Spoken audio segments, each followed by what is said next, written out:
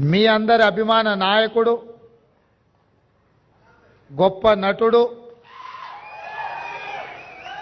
పున్నమి నాగు సినిమాలో నటనలో a commitment ఉండేనో Uyyalawada Narasimha Reddy cinema సందర్భంగా చేసిన నటనలో అదే కమిట్మెంట్.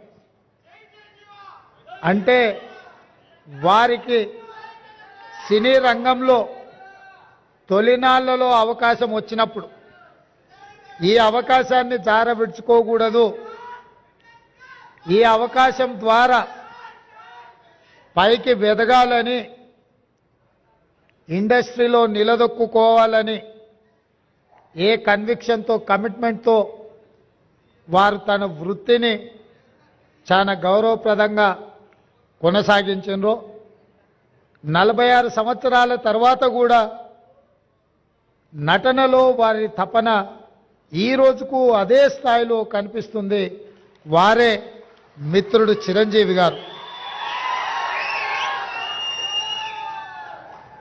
నేను చాలామంది నటులు నాకు చాలామంది తెలుసు, ఎందుకంటే చాలా సంవత్సరాల నుంచి ఈ ప్రాంతంలోనే ఉండడం వల్ల 2 సినిమాలు 3 సినిమాలు హిట్ కాగానే ఇంకా వాళ్ళంత గొప్ప నటులు లేరని, వాళ్ళకి ఎవరు పోటీకి రారని భావిస్తుంటారు.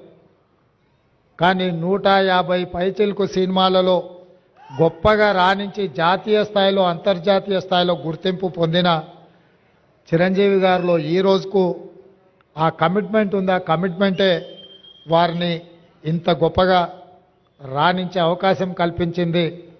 అలాంటి వారిని మా రాష్ట్ర ప్రభుత్వం సన్మానం చేయడం అనేది మా బాధ్యతగా మేము భావిస్తున్నాం. అదేవిధంగా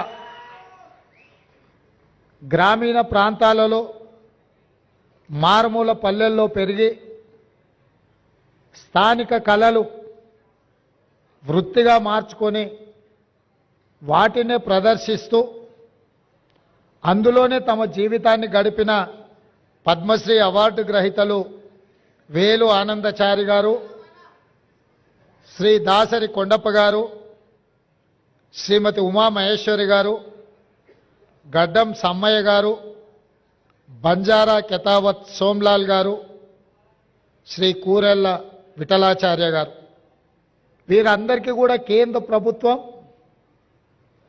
పెద్దలు వెంకయ్య నాయుడు గారు చెప్పినట్టు మట్టిలో మాణిక్యాలను గుర్తించి వెలికితీసి సానబట్టి వాళ్ళు రాణిస్తే ఈరోజు కేంద్ర ప్రభుత్వం వాళ్ళని గుర్తించి పద్మశ్రీ అవార్డులు ఇచ్చింది. మన వాళ్ళను, మనలో ఒకరిని కేంద్ర ప్రభుత్వం గుర్తించి పద్మశ్రీ అవార్డులు ఇచ్చినప్పుడు మీ అందరి సమక్షంలో వాళ్ళని సన్మానం చేయడం రాష్ట్ర ప్రభుత్వం బాధ్యతగా భావించి ఈరోజు ఈ కార్యక్రమాన్ని ఏర్పాటు చేయడం జరిగింది. మిత్రులారా, ఈ కార్యక్రమం రాజకీయాలకు అతీతమైన కార్యక్రమం. ఈ కార్యక్రమం ఒక మంచి సాంప్రదాయాన్ని నెలకొల్పడానికి మా ప్రభుత్వం చేస్తున్న ప్రయత్నం. తెలుగువాడు ఎక్కడున్నా మనవాడే, ఏ ప్రాంతంలో ఉన్నా మనవాడే. ఈ దేశంలో హిందీ భాష తర్వాత అత్యధికంగా మాట్లాడుకునే భాష తెలుగు భాష. దేశంలో 2వ భాష అత్యధికంగా మాట్లాడుకునే భాష తెలుగు భాష. ఇవాళ మన భాష అంతరించిపోతుందేమన్న అనుమానం వస్తున్న సందర్భం. మన కవులు, కళాకారులు గ్రామీణ ప్రాంతాలలో సాంప్రదాయబద్ధమైన ఈ వృత్తులను వదిలేస్తే చరిత్రలో కనుమరుగవుతుంది. ఇట్లాంటి కవులను, కళాకారులను, వివిధ రంగాలలో రాణించిన వాళ్లను రాష్ట్ర కేంద్ర ప్రభుత్వాలు గుర్తించి గౌరవించి వాళ్ళకి ఈ రకమైన అవార్డులు ఇవ్వాల్సిన బాధ్యత, ఆ సాంప్రదాయాన్ని కొనసాగించాల్సిన బాధ్యత ఎన్నికైన ప్రభుత్వాల మీద ఉన్నదని నేను భావిస్తూ ఈ సాంప్రదాయాన్ని కొనసాగించాలి. అందుకే ఎక్కువ సమయం తీసుకొని వారిని సన్మానం చేసినా దానికి అర్థం ఉండదని ప్రకటించిన ఎంబడే పెద్దలు వెంకయ్య నాయుడు గారిని చిరంజీవి గారితో మాట్లాడి ఈ కార్యక్రమాన్ని ఏర్పాటు చేసినాం. వెంకయ్య నాయుడు గారికి ఇతర కార్యక్రమాలు ఉండడం వల్ల ఉదయం 11 గంటలకే ఈ కార్యక్రమాన్ని చేపట్టాలని ఆలోచన చేసి మా అధికారులు చీఫ్ సెక్రటరీ గారితో శాంతకుమారి గారితో ఇతర అధికారులతో మాట్లాడితే, సార్ ఉదయం అంటే అభిమానులు రారేమో, అది మీరు శిల్పకళా వేదిక అంటున్నారు, అది నిండదేమో, కొద్దిమంది వస్తారేమో, ఎలా సార్ ఈ కార్యక్రమాన్ని నన్ను అడిగారు. నేను వారికి ఒక మాట చెప్పిన, వెంకయ్య గారి పేరు చిరంజీవి గారి పేరు మనం సన్మాన కార్యక్రమంలో పెడితే శిల్పకళా వేదిక నిండడానికి మనం ఎలాంటి శ్రమ పడాల్సిన పని లేదు, ఆందోళన పడాల్సిన పని లేదు. శిల్పకళా వేదిక నిండగా వారి అభిమానులు తప్పకుండా వస్తారు అని నేను వారికి చెప్పిన. నా నమ్మకాన్ని నిలబెట్టినందుకు మిమ్మల్ని అందరినీ మనస్ఫూర్తిగా నేను మిమ్మల్ని అందరినీ అభినందిస్తున్నా. ఎందుకంటే ఈ కార్యక్రమాలు సాయంత్రం పూట పెట్టే కార్యక్రమాలు, కానీ ఉదయం 10 గంటలకే మీరందరూ వచ్చి ఈ కార్యక్రమాన్ని కల్లారా చూసి ఈ రాష్ట్ర ప్రభుత్వం చేపట్టిన కార్యక్రమాన్ని పెద్దలు వెంకయ్య నాయుడు గారు, చిరంజీవి గారు లాంటి వాళ్ళు పద్మశ్రీ అవార్డు గ్రహీతలు వారు మమ్మల్ని అభినందిస్తుంటే మా ప్రజాపాలనకు ఆశీర్వాదం పొందినట్టుగానే నేను భావిస్తున్నా. అదేవిధంగా ఒక మంచి సాంప్రదాయానికి పునాదులు వేయాలన్న మా ఆలోచనను మీరందరూ మనస్ఫూర్తిగా బలపరిచినందుకు మిమ్మల్ని అందరినీ కూడా నేను అభినందిస్తున్నా.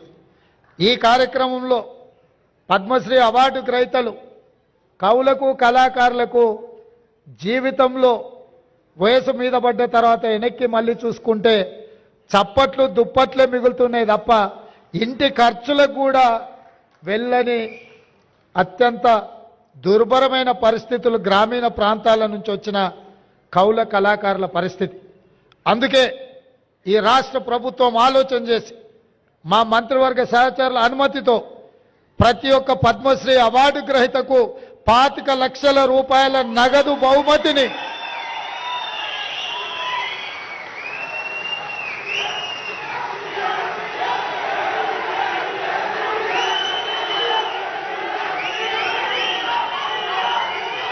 రాష్ట్ర ప్రభుత్వం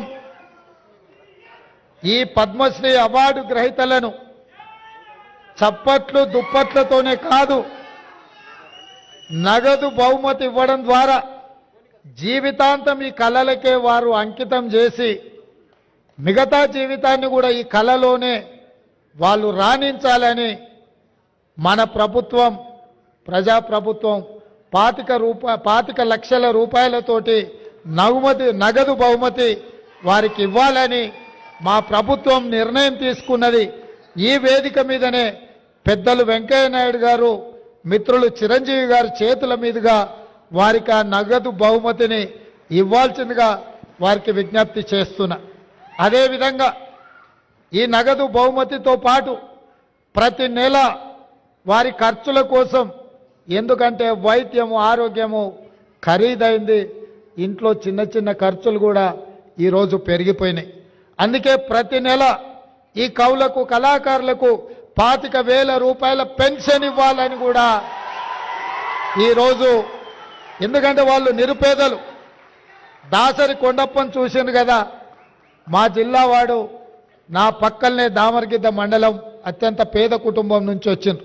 వాస్తవంగా మనం ఇట్లాంటి అవార్డులు రివార్డులు ఇవ్వాలన్నా వాళ్ళు అక్కడి నుంచి ఇక్కడికి కారులోనో కావలసిన వాళ్ళని తీసుకొని ఇంత దూరం రావాలంటే కూడా తవ్వ ఖర్చులు కూడా కష్టంగా ఉండే పరిస్థితులు. ఇట్లాంటి పరిస్థితుల్లో వీళ్లను గౌరవించడం, వారికి ప్రతి నెల 25,000 రూపాయల పెన్షన్ ఇవ్వాలన్న ఆలోచన మా పెద్దలు హనుమంతరావు గారి అనుమతితోటి వారికి ప్రతి నెల 25,000 రూపాయలు ప్రభుత్వం నుంచి పెన్షన్ లాగా వారికి ఇవ్వాలి అని చెప్పి మా ప్రభుత్వం నిర్ణయం తీసుకున్నది.